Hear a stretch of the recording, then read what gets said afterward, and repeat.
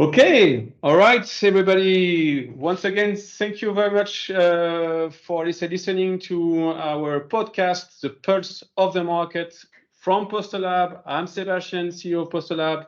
What is PosterLab? PosterLab is aiming at helping collaboration in R&D in between innovation partners to be more structured and scalable.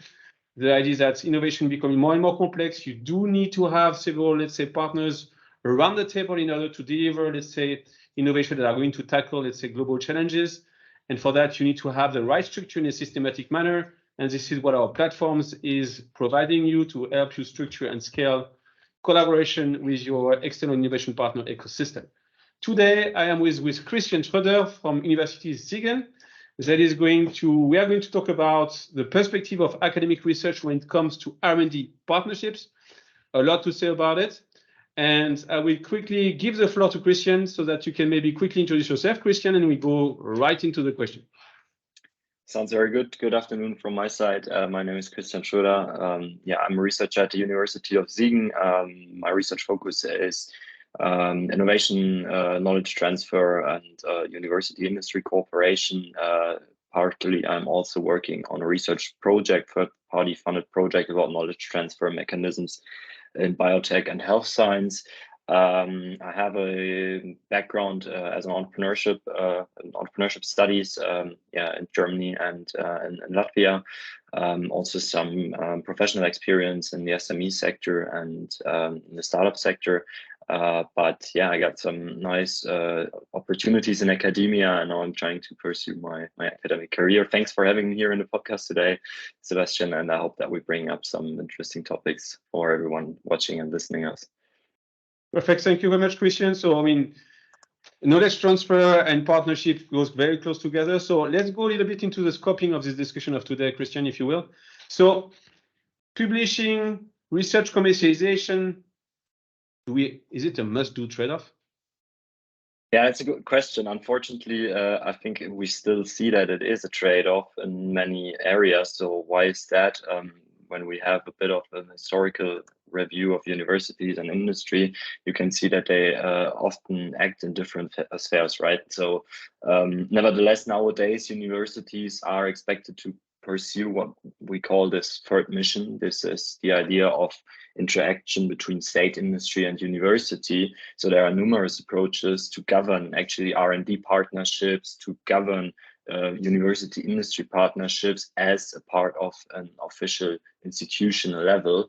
But if we go down on the individual level, and I can talk as a researcher myself, publish or perish is still what we call the culture in academia. So the currency of academia is, unfortunately, from my side, still just pure publications, publications, and there is a bit of lack of credibility and initiatives and also awareness for knowledge transfer, for corporations, and that's also what you hear a lot in academia. But and that's, I think, a very interesting point. I think companies are more and more striving for external innovation impulses and looking for knowledge spillover. So especially firms with scarce resources. I told you, Sébastien, I have a background with SMEs and startups. They are mostly forced to, exploit their existing business models to be more efficient, more effective, and they lose a bit this exploration side. And that is exactly what you can get from this university cooperation. So I think there is a lot of potential still untapped. Yeah. Okay. Thank you very much, Christian. So we a little bit already kind of touched upon it, but can you go a bit into details of it? Why is it beneficial for researchers, for university, and for corporations? Just for these three stakeholders about cross-organization, let's say partnership, what are the main, let's say, benefits for these three players? Let me start with the researcher on the individual level. I think that's a very interesting aspect. The first obvious point is probably the economic perspective. For researchers, that's a source for additional income. And of course, that is a nice motivation. And I think that is even more important is an aspect such as sustainability or job security, because the situation in research and in academia is that PhDs and especially postdocs usually face very temporal contracts. Some of them are running for less than a year. In one of my research projects, I conducted interviews with researchers. One researcher told me that he's in his 5th year of research and he already had 12 contracts in these 5 years. So that's insane, right? You would never see that situation in the corporate world. And these temporal contracts are actually also contractually governed, especially in the context of Germany. So we have laws for that, right? And if you would now think that you have a cooperation and that you have a governed R&D cooperation with the corporate world, you could definitely tackle upon among these points. And for me, maybe most important aspect is that it would help researchers to frame the research and make it really relevant, right?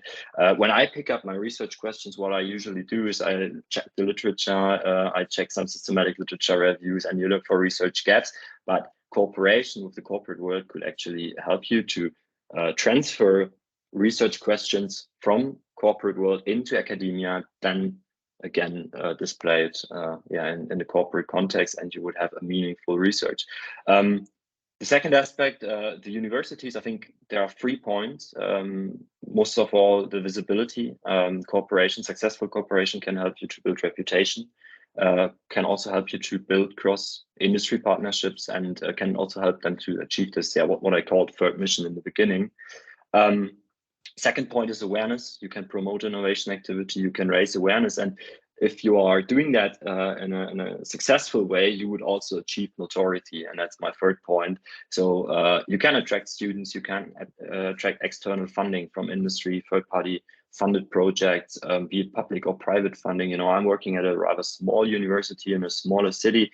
It's always important to attract students also for the size of the city, etc., etc. And if we think about the corporate world, and that also something that I experienced so far, is that you can get access to state-of-the-art knowledge. So you receive these innovation impulses. You can not just focus on this exploitation side that I mentioned earlier. You can also start to explore new business models, create resilience, diversify your portfolio, and you gain new knowledge.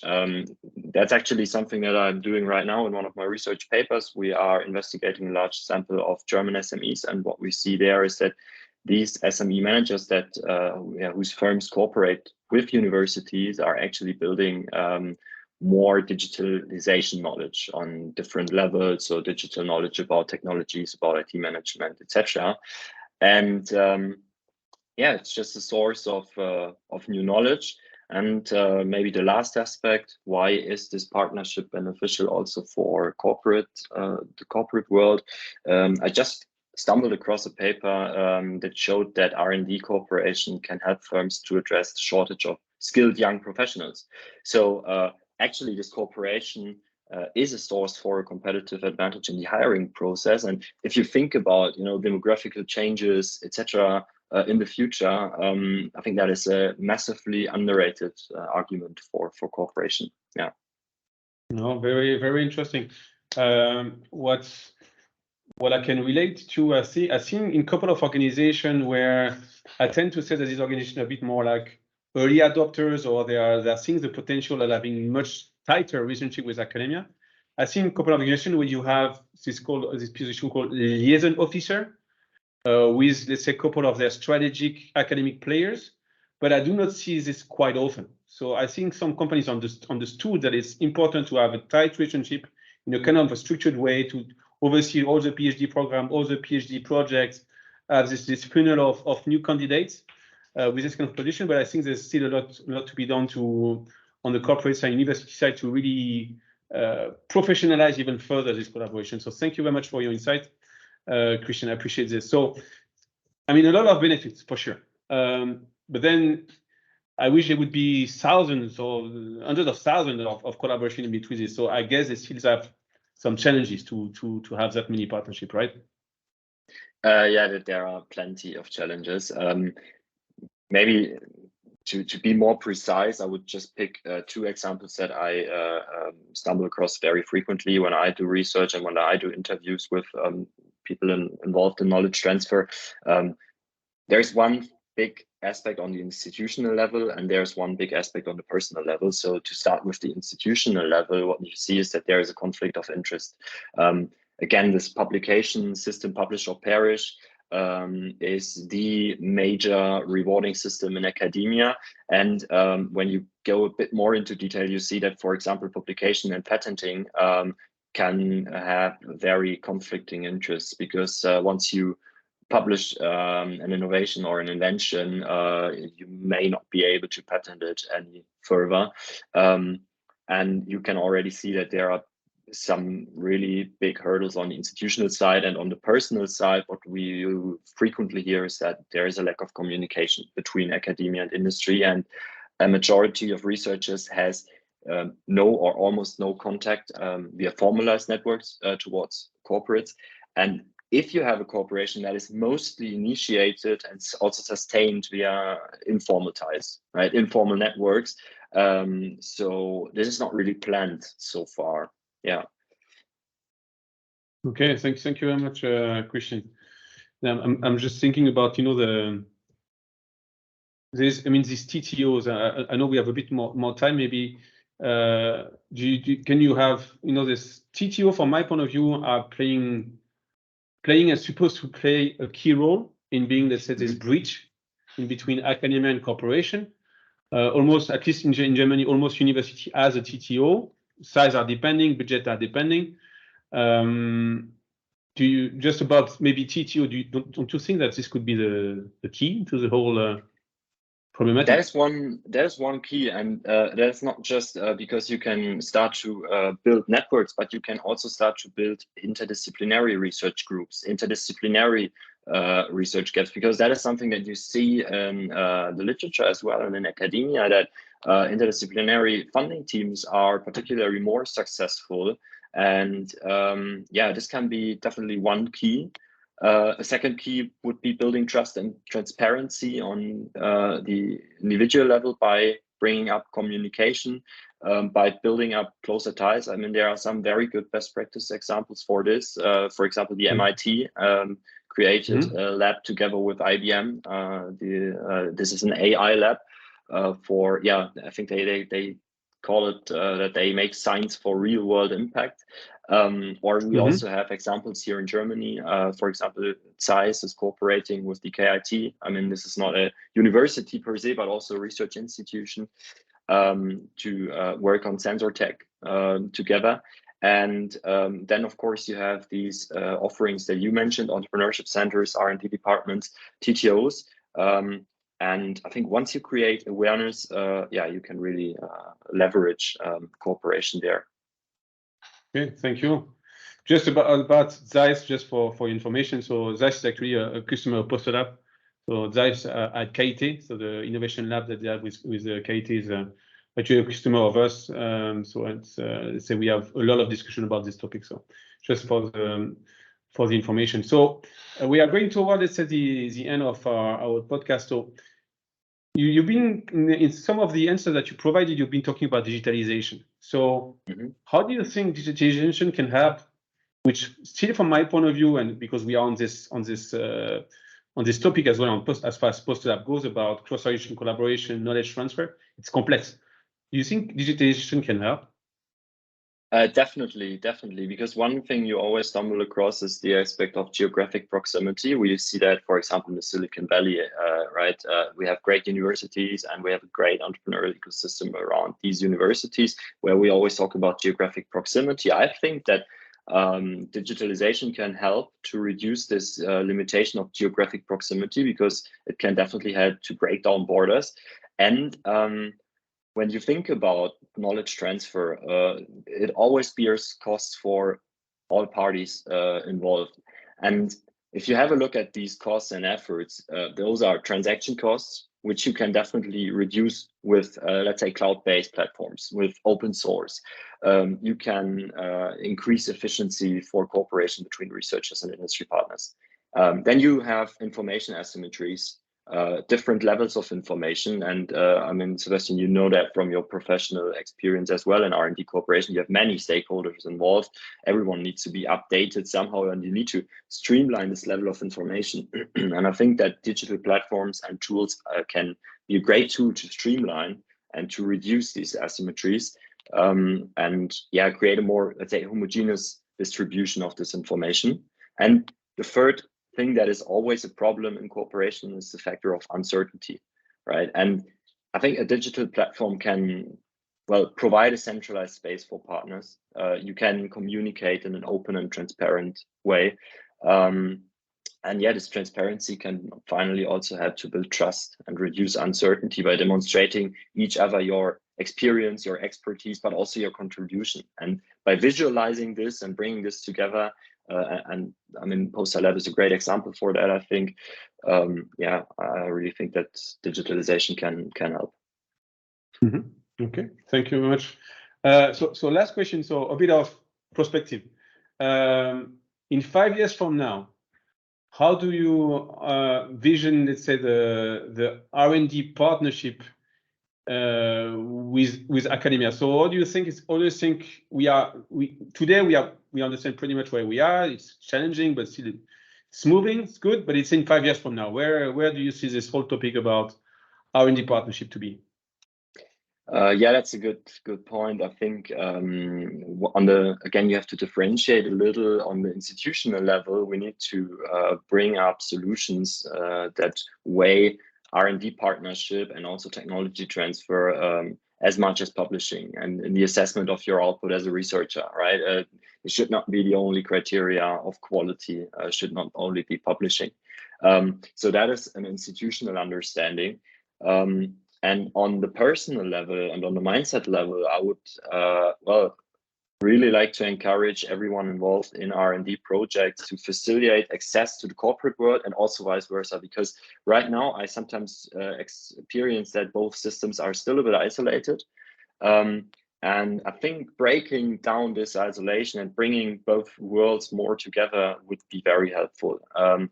And if you then also manage to bring different disciplines together, people with different background, with different knowledge, then you can really form a very, very efficient cooperation network. I think that digitalization can help a lot in this regard, especially to form global networks to reduce the influence of geographic location. But yeah, I think this institutional shift plus mindset shift could have a great benefit. Yeah. Thank you very much. Thank you very much.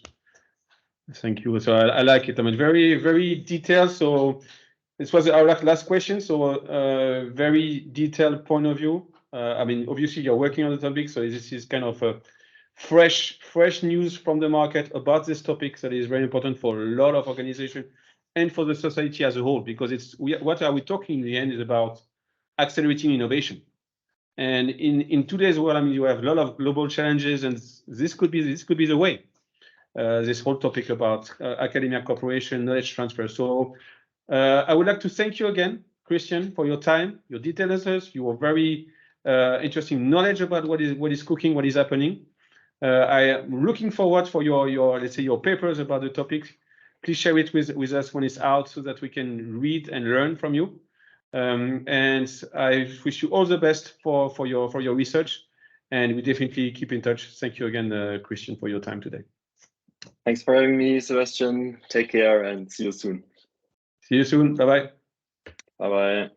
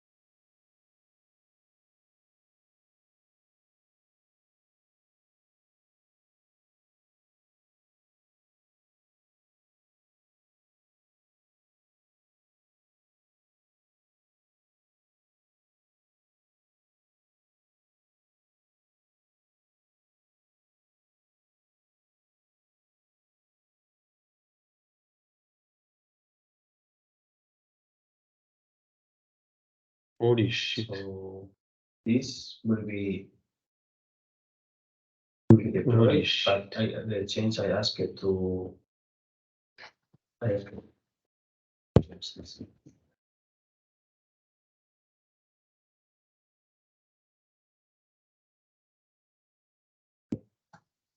I said I asked Tony to add a message for this ending, for example.